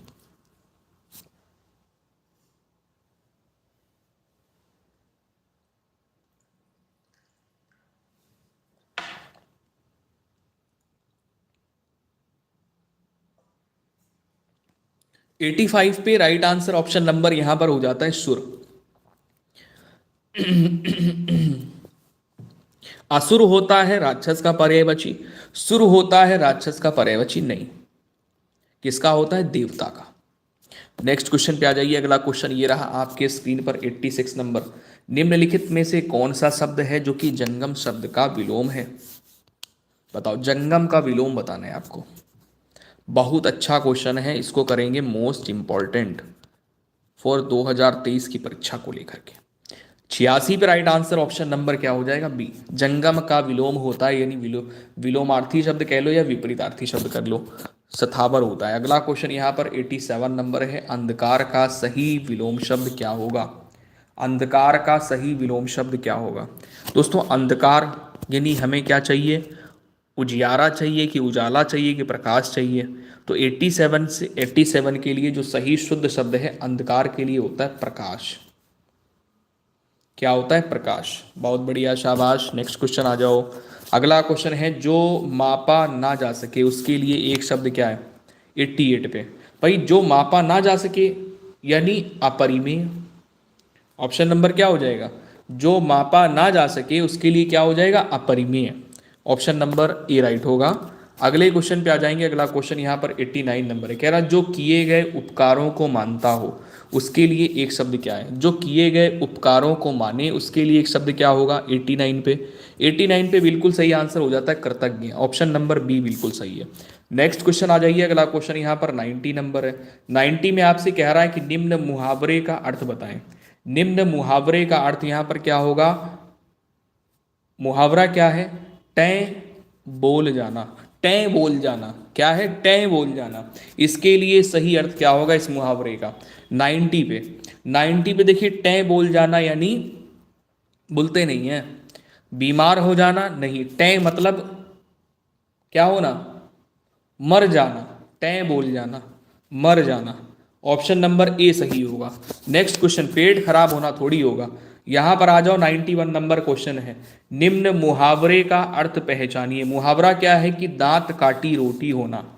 दांत काटी रोटी होना, इस मुहावरे का सही अर्थ क्या प्रकट हो रहा है? 91 पे राइट आंसर हो जा रहा है गहरी दोस्ती होना। गहरी दोस्ती होना, दांत काटी रोटी अर्थ है गहरी दोस्ती होना। नेक्स्ट क्वेश्चन आ जाइए। 92 नंबर क्वेश्चन है। यहां पर आपसे कह रहा ईंट से ईंट बजाना, मुहावरे का सही अर्थ क्या है? ईंट से ईंट बजा देना, मुहावरे का सही अर्थ क्या हो जाता है? राइट आंसर कर लेंगे नष्ट कर देना। क्या हो जाता है? नष्ट कर देना। अगला क्वेश्चन ये रहा आपके स्क्रीन पर है, 93 नंबर, हथियार डाल देना, मुहावरे का सही अर्थ क्या होगा? हथियार डाल देना, मुहावरे का सही अर्थ क्या होगा? 93 पे राइट आंसर आप लोग कर लोगे हारना। हारना, हारना यानी हथियार डाल देना, परास्त हो जाना। अगले क्वेश्चन पे आ जाइए। अगला क्वेश्चन है 94 नंबर। यहाँ पर आपसे कह क्या रहा है कि बताइएगा कि वाक्य की पूर्ति उचित लोकोक्ति से कीजिए। प्रेम शंकर मिलावटी घी, प्रेम शंकर मिलावटी घी कांड में पकड़ा गया, पकड़ा ही गया। आखिर लोगों को कब तक धोखा दिया जा सकता है? बात सही है भाई, एक बार आप मिलाओगे, दो बार मिलाओगे, मिलाते रहोगे, एक नहीं पकड़ पाएगा, मतलब एक को धोखा नहीं दे पाओगे, दो को नहीं धोखा दे पाओगे, कितनों को धोखा नहीं दे पाओगे। धोखा ऐसी चीज है कि कभी ना कभी सामने आ ही जाती है, तो बेचारा पकड़ लिया गया। ये धोखा दे रहा है, क्या ही बेचारी बोलेंगे इसको, दोना जाएगा पकड़ के। 94 पे right answer option number D हो जाएगा। काठ की हांडी बार बार नहीं चढ़ती, ऑप्शन नंबर डी। काठ की हांडी बार बार नहीं चढ़ती। अगला क्वेश्चन ये रहा आपके स्क्रीन पर, 95 नंबर क्वेश्चन है। उंगली नचाना मुहावरे का सही अर्थ क्या है? उंगली पर नचाना मुहावरे का सही अर्थ क्या है? 95 पे राइट आंसर ऑप्शन नंबर क्या हो जाएगा? सी, वश में रखना। उंगली पर नचाना, वश में रखना। अगले क्वेश्चन पे आ जाना भैया जल्दी से। 96 नंबर में संचारी भाव को अन्य किस नाम से जाना जाता है? 96 में राइट आंसर क्या हो जाएगा? व्यभिचारी। संचारी भावों को किस नाम से आप लोग जानते हो? तो व्यभिचारी। अगला क्वेश्चन ये रहा आपकी स्क्रीन पर, 97 नंबर है। आचार्य रामचंद्र शुक्ल का निबंध संग्रह है। आचार्य रामचंद्र शुक्ल का निबंध संग्रह है। नेक्स्ट यहाँ पे सही आंसर क्या हो जाएगा? Chintamani. Option number B right होगा, चिंतामणि। आचार्य रामचंद्र शुक्ल का निबंध संग्रह है ये। नेक्स्ट क्वेश्चन पे आ जाइए। अगला क्वेश्चन यहाँ पर 98 नंबर है। यहाँ पर आपसे ये कह रहा है, राष्ट्रवादी कवि रामधारी सिंह दिनकर को उर्वशी के लिए ज्ञानपीठ पुरस्कार किस वर्ष प्रदान किया गया? 98 पे right answer option number B कर लेंगे, 1972 में। नेक्स्ट क्वेश्चन पे आ जाइए। अगला क्वेश्चन 99 नंबर है। यहाँ पर आपसे कह रहा है कि यहाँ पर देखिए पंक्तियां दी गई हैं, इन पंक्तियों में क्या कह रहा है? काहेरी काहेरी नालिनी तू कुमहिलानी। काहेरी नालिनी तू कुम्हलानी, तेरे ही नाली सरोवर पानी। तेरे ही नाली सरोवर पानी पंक्ति के रचनाकार कौन है? 99 पे राइट आंसर सी हो जाएगा, कबीर। नेक्स्ट क्वेश्चन आ जाइए। अगला क्वेश्चन 100 नंबर, आखिरी क्वेश्चन आपकी स्क्रीन पर है। इसमें कह रहा, विभिन्न घटकों में से सरकारी पत्र में कौन सा घटक नहीं होता है? विभिन्न घटकों में से सरकारी पत्र में कौन सा घटक नहीं होता है? 100 पे राइट आंसर यहाँ पर आप लोग कर लोगे। सरकारी पत्र में कौन सा घटक नहीं होता है? तो अभिवादन नहीं होता है। देखिए, संबोधन होता है, स्थान का नाम होता है, दिनांक होता है, अभिवादन नहीं होता है। ऑप्शन नंबर आपका बी बिल्कुल सही होगा। अगले क्वेश्चन पे आ जाएंगे अब, द्वितीय प्रश्न पत्र में। पहला क्वेश्चन ये रहा आपके स्क्रीन पर। उम्मीद है आपको 50 क्वेश्चन हिंदी के बहुत अच्छे से समझ आए होंगे और आप लोग 50 में से फिर 50 बिल्कुल पेपर में सही करके आएंगे। अभी तो शुरुआत है, अभी तो शुरुआत है, अभी तो आप लोग तैयार हो रहे हो। देखिए धड़ाधड़ क्वेश्चन करोगे हिंदी के तो। चलिए यहाँ पर आ जाइएगा, कैसे इसको करना है। तो देखिए हम लोग यहाँ पर बाएं पक्ष में रिलेशन देखेंगे, बाएं पक्ष को देखते हुए दाएं पक्ष में उसी का इंप्लीमेंट कर देंगे, उसी को लगा देंगे। तो यहाँ पर देखिए ए पहले नंबर पे आता है अंग्रेजी वर्णमाला में, एफ छठे नंबर पे आता है। तो यहाँ पर क्या किया गया है? +5 किया गया है। आप यहाँ पर भी +5 कर लीजिए। दोस्तों एक्स 24वें नंबर पे आता है, +5 अगर आप करोगे तो आप यहाँ पर क्या कर दो, 24 2 26 हो गया, 3 बचा, तीसरे नंबर पे कौन आएगा? सी। ठीक है। अच्छा, इसके बाद में देखिए सी वाला एक ही विकल्प दिया है, सही हो जाएगा, लेकिन चेक कर लेना गलती ना हो जाए कहीं। के आपका 11वें नंबर पे आ रहा है, पी आपका 16वें नंबर पे आ रहा है। यहाँ पर भी क्या कर रहा है? 5 प्लस कर रहा है। डी में अगर 5 प्लस करेगा तो आई बनेगा, आई आई आई, ऑप्शन नंबर सी आई। अगले क्वेश्चन पे आ जाइए, दूसरे नंबर पे। यहाँ पर आपसे कह रहा, दिए गए विकल्पों में से विषम संख्या ज्ञात कीजिए। दिए गए विकल्पों में से विषम संख्या ज्ञात कीजिए। सेकंड नंबर क्वेश्चन आपके स्क्रीन पे विषम संख्या की बात कर रहा है। साफ साफ आपको समझ में आ रहा होगा कि ये नंबर ये नंबर ये नंबर क्या है? इवन नंबर है। इवन नंबर बोले तो सम संख्या, ठीक है। और ये नंबर कैसा है? विषम संख्या। कैसा है ये? विषम संख्या है, जिसको बोलते हैं हम लोग ऑड नंबर। ठीक है, क्या बोलते हैं? ऑड नंबर बोलते हैं। नेक्स्ट क्वेश्चन आ जाइए। अगला क्वेश्चन ये रहा आपके स्क्रीन पर। देखो पहले तो निर्देश पढ़ लिया करो, गलती ना हो। जिसमें कह रहा, नीचे एक श्रृंखला दी गई है जिसमें 1 2 पद कैसे हैं? लुप्त हैं। दिए गए विकल्पों में से वह सही विकल्प चुनिए जो श्रृंखला को पूरा करें। तो यहाँ पर आ जाओ भाई, तीसरा नंबर क्वेश्चन है। यहाँ पर श्रृंखला जो दी गई है इसको पूरा करना है आपको। श्रृंखला कुछ इस प्रकार से है, देखो अल्टरनेट लेंगे। यहाँ पे साफ साफ आपके स्क्रीन पर दिख रहा है, ए के बाद बी आता है, बी के बाद सी आता है, सी के बाद डी आता है, डी के बाद ई आता है, ई के बाद एफ आता है, एफ के बाद जी आता है। ठीक है, हालांकि हमें इसके आगे वाला अक्षर नहीं निकालना है क्योंकि पूछा ही नहीं गया है। अब यहाँ पर तो +1 कर रहा था, +1 +1 +1 लेकर के चल रहा था, बट आप यहाँ पर दूसरे दूसरे अक्षर से शुरुआत करेंगे तो यहाँ पर -1 कर रहा है, तो z से पहले y, y से पहले x, x से पहले w, और w से पहले v आता है, v से पहले u आता है, u से पहले t आता है। तो सही आंसर यहाँ पर क्या हो गया? t। लेकिन इसका दूसरा तरीका क्या है? दूसरा तरीका देखोगे तो इस तरीके से डिब्बा डिब्बा बना लोगे, डिब्बा डिब्बा बनाओगे तो कुछ दिखा आपको? दिखा ये होगा कि हमें हर एक अक्षर के साथ में विपरीत अक्षर मिल रहा है। विपरीत अक्षर मतलब समझ रहे हो? ए के लिए जो विपरीत अक्षर होता है वो क्या होता है? Z। बी के लिए जो विपरीत अक्षर होता है वो क्या होता है? Y। वही विपरीत अक्षर हमें मिल रहा है। तो टी का जो जी का जो विपरीत अक्षर होता है वो टी होता है, GT रोड। ठीक है, चलो नेक्स्ट क्वेश्चन आ जाओ। अगला क्वेश्चन चौथा नंबर आपकी स्क्रीन पर है। मैंने 2 तरीके आपको बता दिए, उम्मीद है समझ में आ गया होगा। बहुत बढ़िया, शाबाश सभी प्यारे भाई बहन। सेशन को लाइक ज़रूर कर दें अगर आपको क्लास अच्छी लग रही है। डेली आपकी क्लास 11 बजे मॉर्निंग होती है, 12 बजे से रीजनिंग स्पेशल क्लास होती है, उसके बाद शाम को आपकी 8 बजे से प्रैक्टिस क्लास रहती है, दिन में 2 बजे से आपकी साइंस और मैथ की क्लास रहती है। दोस्तों चौथे नंबर पर आपका राइट आंसर क्या होगा? ध्यान दीजिएगा, इसको कैसे करोगे? तो बहुत बड़ी संख्या नहीं है, हालांकि 3 से 8 बनाएगा तो कितना करेगा? 5 प्लस करेगा। ठीक है, 8 से 10 बनाएगा 2 प्लस करेगा। इसके बाद में आपने देखा कि फिर से 5 प्लस कर दिया इसने, यानी आप ये देखोगे कि पहले 5 प्लस किया, फिर 2 प्लस किया, फिर 5 प्लस किया, फिर 2 प्लस किया, फिर 5 प्लस किया है, देखो यहाँ पे, फिर यहाँ पर 2 प्लस किया है, फिर यहाँ पर 5 प्लस अगर करेगा तो 24 में अगर 5 प्लस कर देगा तो यहाँ पर आपको कितना मिलेगा? 29। और 29 में अगर 2 प्लस कर देगा तो 31 मिलेगा। सही आंसर ऑप्शन नंबर सी हो गया। किसको नहीं समझ में आया बताइए जल्दी से? किसको नहीं समझ में आया? सभी प्यारे भाई बहन बताएंगे फटाफट से। सबको अच्छे से समझ में आ रहा है? किसी को कोई दिक्कत समस्या परेशानी नहीं है? नहीं है? आगे चलें, कमेंट कर दिया करो सभी प्यारे भाई बहन। कोई दिक्कत हो, समस्या हो, परेशानी आप बता सकते हैं। समझ आ रहा है सबको? एक बार कमेंट में यस कर दीजिए। चलो अगले क्वेश्चन पे आ जाइए। अगला क्वेश्चन ये रहा आपके स्क्रीन पे, 5वां नंबर है। 5वें नंबर क्वेश्चन में कह रहा, दिए गए विकल्पों में से ऐसा शब्द चुनिए जो दिए गए शब्द के अक्षरों का प्रयोग करके नहीं बनाया जा सकता है। चलिए बहुत बहुत धन्यवाद, आप लोग रिप्लाई करते हैं, अच्छा लगता है हमें। ठीक है ना, और अच्छे से एक्सप्लेन कर पाता हूँ और एक्साइटमेंट आता है, और मतलब ऐसा नहीं, मोटिवेशन बढ़ता है।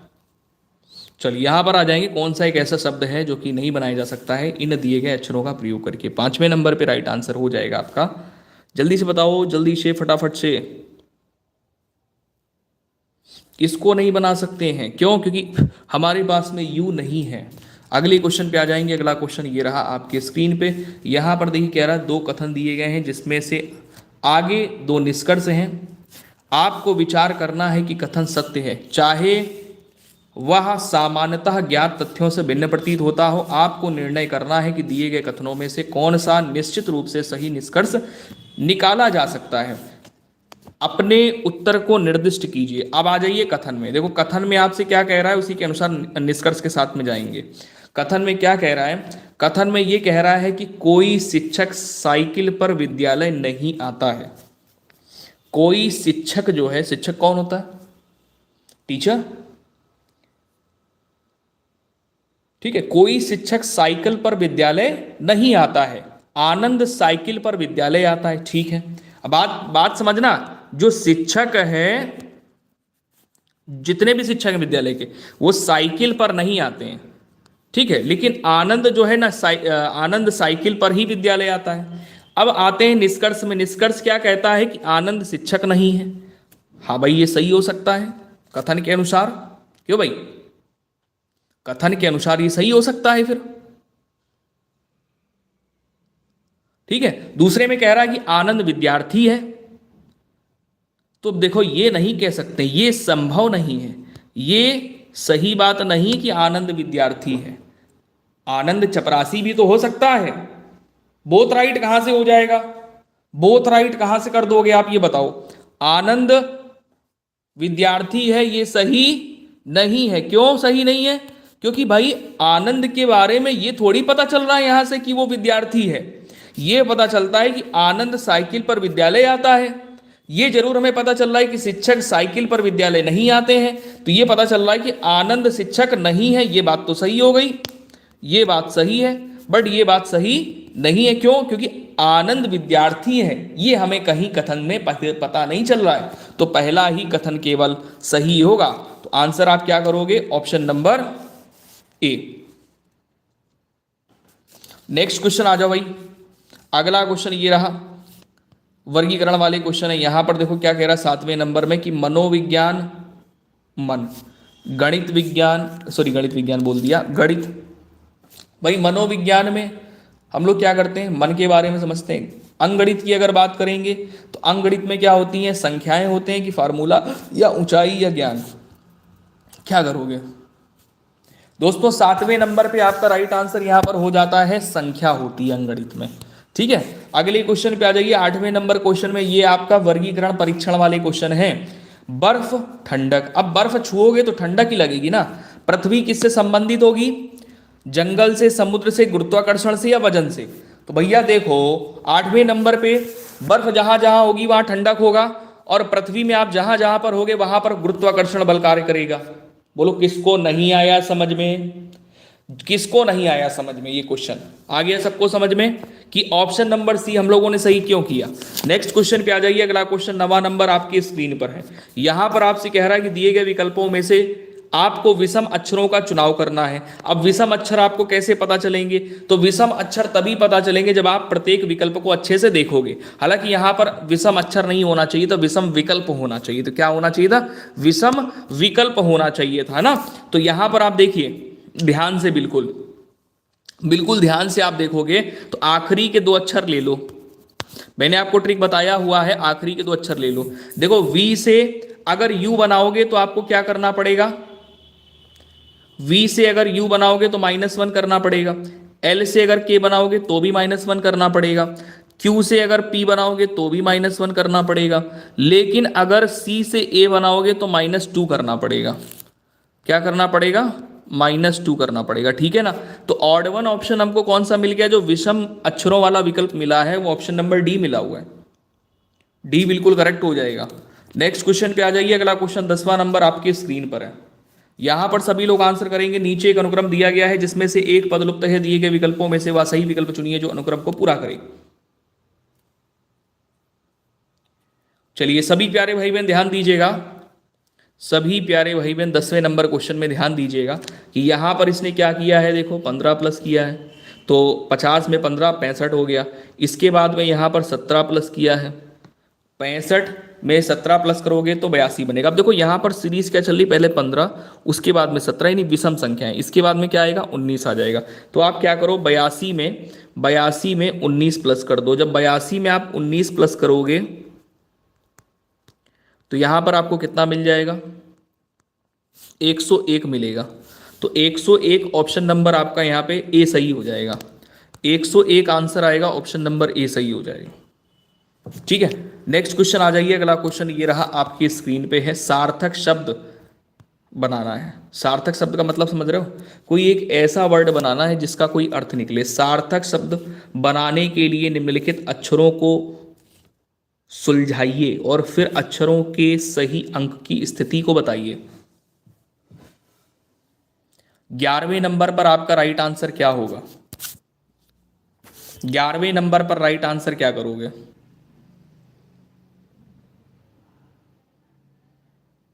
यहां पर आप बना लो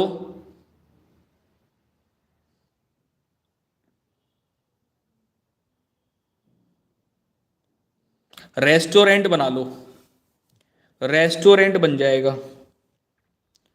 are R E S T, ठीक है, फिर A U R A N T.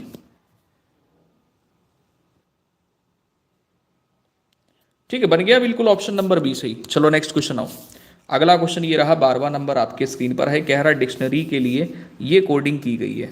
आपसे कह रहा यार्ड के लिए क्या कोडिंग कर, अरे बिल्कुल हलवा क्वेश्चन है, इसमें कुछ नहीं है।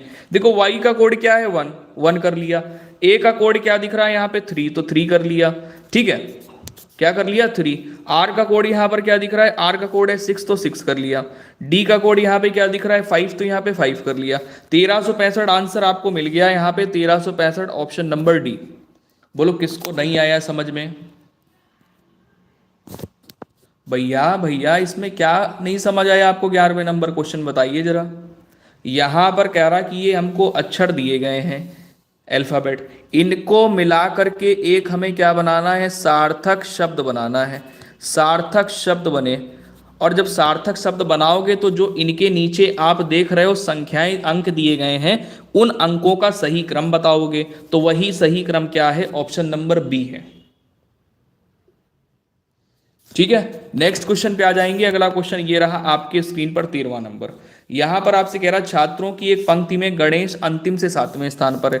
देखो गणेश जो है अंतिम से यानी आखिरी से 7वें स्थान पे है। ठीक है, ठीक है, और कहता है दूसरे से गणेश अंतिम से 7वें स्थान पर है और दूसरे से 11वें स्थान पर है। मतलब इधर से अगर दूसरे पक्ष से देखोगे तो 11वें स्थान पे है ये। ठीक, 11वें स्थान पे और 7वें स्थान पे। तो कह रहा पंक्ति में छात्रों की कुल संख्या क्या कितनी है। तो कुल संख्या जब भी आपसे पूछा जाए तो आप क्या करोगे, जो व्यक्ति हमें दिया गया है, जो बच्चा दिया गया है, जो कैंडिडेट दिया गया है, उसके राइट साइड और लेफ्ट साइड की जो संख्या है, मतलब दाएं से स्थान और बाएं से स्थान दोनों का योग करोगे और 1 माइनस कर दोगे। तो जोड़ोगे तो यहां पर 18 बनेगा, 1 माइनस करोगे तो 17 आंसर आएगा। यानी यहां पर कितने लोग होंगे इस पंक्ति में, कितने छात्र होंगे, 17। ऑप्शन नंबर ए राइट होगा। फिर से समझना, मान लीजिए कोई किसी का भी एग्जांपल ले लेते हैं। मान लीजिए मैं हूं, ठीक है, तो मेरा स्थान यहां पर आखिरी से 7वां है और दूसरी साइड से 11वां है। ठीक है, तो हमने यहां पर क्या किया कि आपसे ये पूछ लिया, बताइए कि मैं इस स्थिति में हूं तो मेरी पंक्ति में कितने लोग होंगे। तो आप सीधा काम क्या करोगे, हमारे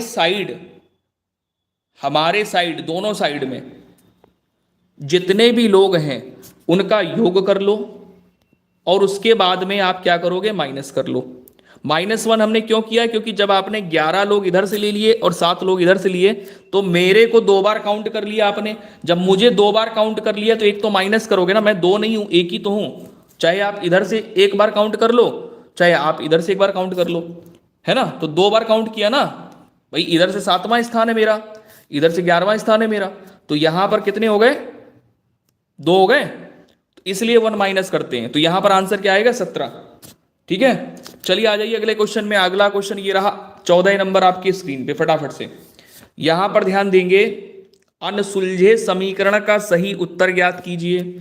एक समीकरण ये दिया गया है, एक समीकरण ये दिया गया है, एक समीकरण ये दिया गया है जिसका मान निकालना है। तो 2 समीकरण जिस प्रणाली के आधार पर सॉल्व किए गए हैं, इसी के आधार पर इसको सॉल्व करिए। तो आपने यहां पर देखा कि इन 3 अक्षरों से ही ये मान बना है। ठीक है, इन 3 अक्षरों से। तो ये जो आखिरी में दिया गया अक्षर है, सॉरी आखिरी में दिया गया जो अंक है, ये पहले आ जाता है। आ रहा देखो यहां पर, पहले आखिरी में दिया गया जो अंक है ये पहले आ जाता है। आखिरी में दिया गया अंक पहले आएगा तो क्या आएगा, 756। तो आंसर यहां क्या बन जाएगा, 756। ऑप्शन नंबर डी राइट होगा। यहां पर समीकरण में क्या है कि जो आखिरी में दिया गया अंक है वो कहां पर आ रहा है, पहले आ जाता है, इन दोनों से पहले आ जाता है। ठीक है, आखिरी में दिया गया जो अंक है इन दोनों से पहले आ जाता है। राइट, दिख रहा है आपको। तो यहां पर जो आखिरी में दिया गया अंक है ये पहले आ जाएगा, तो यहां पे 7 आएगा, फिर उसके बाद दोनों को उठा के ऐसे पुटअप कर लेंगे तो हमें क्या मिल जाएगा, इसका मान मिल जाएगा, सही उत्तर मिल जाएगा। चलो यहां पर आ जाओ, देखो कह रहा है ABCD कैरम का खेल खेल रहे हैं, 4 लोग हैं, AC और DE पार्टनर हैं। मतलब कहने का ये है कि ये क्या है, इस तरीके से खेल खेल रहे हैं। A का पार्टनर C है और B का पार्टनर D है, ऐसा बोला है इसने। लेकिन अभी इसको अरेंज नहीं करेंगे क्योंकि हमें पता नहीं है ना कैसे अरेंज करना है। तो आगे पढ़ेंगे प्रश्न में कह रहा है सी डी के बाईं ओर है। भाई जरूरी थोड़ी कि उसी क्रम में जैसे हमने रखा वैसे ही होंगे। अभी तक तो इसने ये बात बोली है कि ए का पार्टनर सी है और बी का पार्टनर डी है। हमने यहां तक अभी प्रश्न को पढ़ा है, अभी आगे पढ़ा ही नहीं है। अब पढ़ेंगे आगे, जैसा बोलेगा वैसा करेंगे। कह रहा सी डी के बाईं ओर है, ठीक है, जिसका मुख दक्षिण की ओर है। सी जो है वो डी के बाईं ओर है और जिसका मुख दक्षिण की ओर है। तो देखो डायरेक्शन आपको पता होनी चाहिए। डायरेक्शन क्या पता होनी चाहिए कि कौन सी डायरेक्शन किधर है। उत्तर, दक्षिण, पूरब और ये पश्चिम, ये डायरेक्शन है यहाँ पे, ठीक है।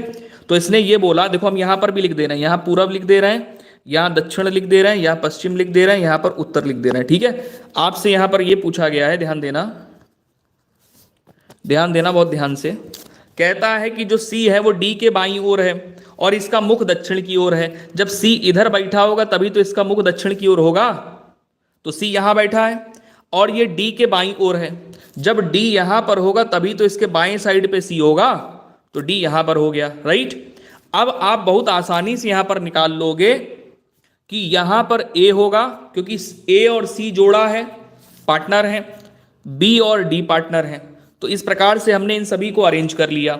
अब यहां पर आपसे ये पूछ रहा है कि बताइए कि ए का मुख किस दिशा में होगा।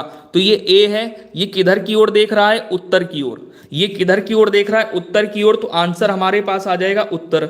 अब आप कहोगे सर बहुत समय लगा दिया आपने क्वेश्चन को समझाने में। मैंने क्वेश्चन को समझाने में समय जरूर लगाया है, लेकिन ये क्वेश्चन इतना ज्यादा हल हुआ है कि इसमें कुछ करने की जरूरत नहीं थी। कहो क्यों? इसलिए नहीं थी क्योंकि यहां पर आपसे इसने क्या बोला कि ये जोड़ा है, ये जोड़ा है। जब सी का मुख जो है वो दक्षिण की ओर है, सी का मुख जब दक्षिण की ओर है तो दूसरे वाले पार्टनर का जो मुख होगा वो उसके विपरीत होगा, उसके विपरीत होगा। तो दक्षिण का विपरीत कौन होता है? उत्तर। तो आंसर यहीं से हमको पकड़ में मिल गया था, हम लोगों ने फालतू में ही इतनी खिचड़ी पकाई। अगला क्वेश्चन ये रहा, आपके स्क्रीन पर है। इसका तो हर साल का रजिस्ट्रेशन है कि हम हर बार पूछे जाएंगे। ये हर साल क्वेश्चन पूछा जाता है, एग्रीमेंट हो रखा है। दिए गए उत्तरों में से कौन सा उत्तर निम्नलिखित शब्दों का सार्थक क्रम है। अब सार्थक क्रम क्या होता है? सही क्रम से लगा देना। अब यहां पर आप देखो, सही क्रम से लगाओ 16 नंबर को जल्दी से, 16 नंबर को जल्दी से लगाओ शरीर। तो देखो ये शरीर के सभी अंग हैं। पहले तो माथा हो गया आपके शरीर में, मतलब शरीर का जो फेस है उसमें पहले माथा आएगा क्योंकि फेस के अंग हैं सारे। पहले माथा हो गया, उसके थोड़ा सा नीचे जब आओगे, माथे के नीचे आपको आंखें मिल जाएंगी। आंखें के नीचे आओगे तो फिर थोड़ा सा नीचे बढ़ोगे तो फिर कान दिखेंगे। नाक पे मत आ जाना, पहले कान। नाक से ऊपर कान होते हैं, देखो अगर हाथ लगा के तो आपको समझ में आ जाएगा। तो पहले कान, फिर उसके बाद में आता है नाक, ठीक है, फिर आपके ओंठ आते हैं, ठीक है ना, फिर आपके ओंठ आते हैं, राइट। तो ये वाला जो क्वेश्चन है बहुत अच्छा है। गलती कहां पर होती है? नाक और कान में। तो यहां पर आपने कर लिया इसको अरेंज। पहले 5 आएगा, फिर उसके बाद में 2 आएगा, फिर 4 आएगा, फिर 3 आएगा, फिर 1 आएगा। Answer option number C correct हो जाएगा।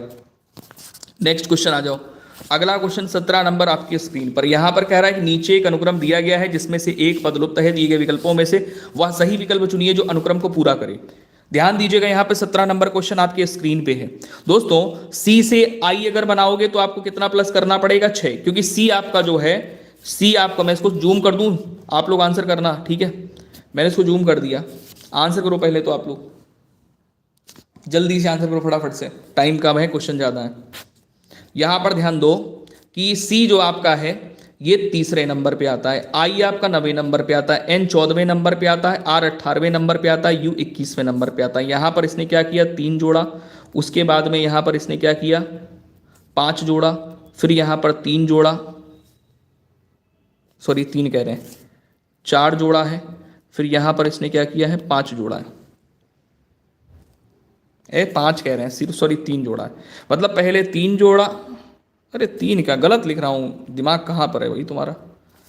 3 से 9 बना रहे हैं ना, तो यहाँ पे 6 जोड़ेंगे। भाई कहे कुछ गलत लिख रहे हैं क्या? फिर 9 से 14 बनाएंगे तो 5 जोड़ेंगे। फिर 14 से 18 बनाएंगे तो 4 जोड़ेंगे। 18 से 21 बनाएंगे तो 3 जोड़ेंगे। अब 21 से आगे जाएंगे तो हमें क्या करना? घटते हुए क्रम में जा रहे हैं, पहले 6, 5, 4, 3, फिर आगे आ जाएगा 2। तो 21 में अगर 2 जोड़ोगे तो आपको मिलेगा 23, और 23वें नंबर पर क्या आता है? बोलो भैया 23वें नंबर पे डब्लू, तो ऑप्शन क्या हो जाएगा, ए सही हो जाएगा। चलो अगले क्वेश्चन पे आ जाओ फटाफट से, ये क्वेश्चन मैंने आपको समझाया हुआ है, जल्दी से बताओ